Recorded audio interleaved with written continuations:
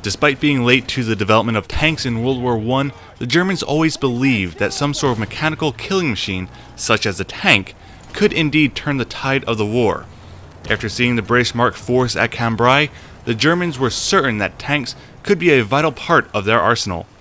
Wouldn't be long until they themselves had their very own tank program late in the war, introducing the heavy A7V tank. Hello everyone and welcome to another episode of The Real History of, an episodic series where I take a look at the real people and events that inspired the settings of popular video games. I'm your host Christopher, the video game historian, and on this episode, I'm going to take a look at the real history of the A7V tank. Being the Germans' first operational tank, its full name was the Sturmpanzerwagen Allgemeines Kriegsdepartement 7 Abteilung Verkehrswesen.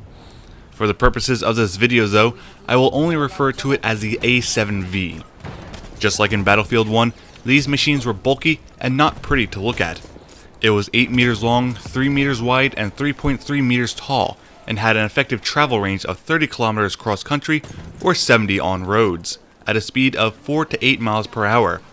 Reserve Captain and Engineer Josef Vollmer presented the design of the tank and would be in charge of the build and production of these machines. A boxy armored superstructure was created and made to fit over a modified Holt tractor. Its armor was 30 millimeters thick in the front, roughly 20 millimeters on the sides, and a mere 6 millimeters on the top, and the armor itself was similar to that which was used on warships at the time. The A7V sported one 57mm field gun as its main cannon on the front, along with 6 MG08-15 machine guns around the sides. It carried 180 rounds of 57mm ammo and 18,000 rounds of machine gun ammo. The tank itself was also operated by a crew of 18, crammed together, and due to its weight and design, it was practically unsafe to traverse certain terrain.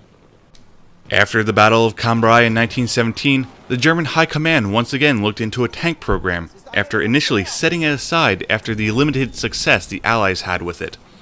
Once they saw the devastating power tanks had at Cambrai, the German military initiated the program and ordered 100 tanks by the end of 1917.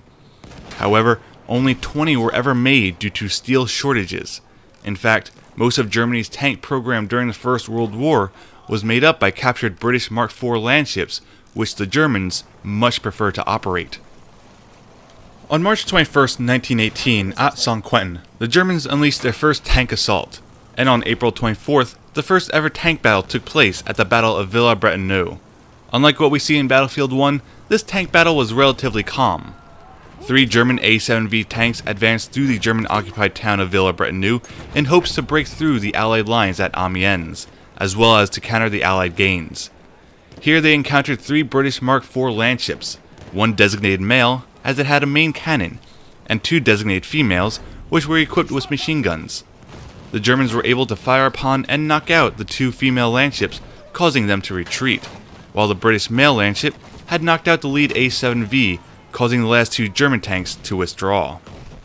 The A7Vs would also see combat at Soissons during the Third Battle of the Aisne, Reims during the Second Battle of the Marne, and near a small commune in the Nord department of France at the end of the war. Ultimately, the tanks were not considered a success, and other variations of the A7V were planned, such as the Oberschlesien and 120-ton K-Wagen. However, neither would see production due to the war's end. Unfortunately today, all the A7V tanks that weren't destroyed during combat were scrapped after the war. The only one still in existence today is the German Mephisto tank, which was captured by the Australian 26th Battalion in July 1918, 3 months after it was demobilized at Villers-Bretonneux.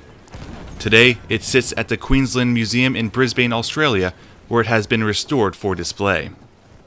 That's all for this episode of The Real History of. I hope you all enjoyed it, and if you have, please like, subscribe, and leave your comments down below. See you on the battlefield. Ich hab die Ladung scharf gemacht.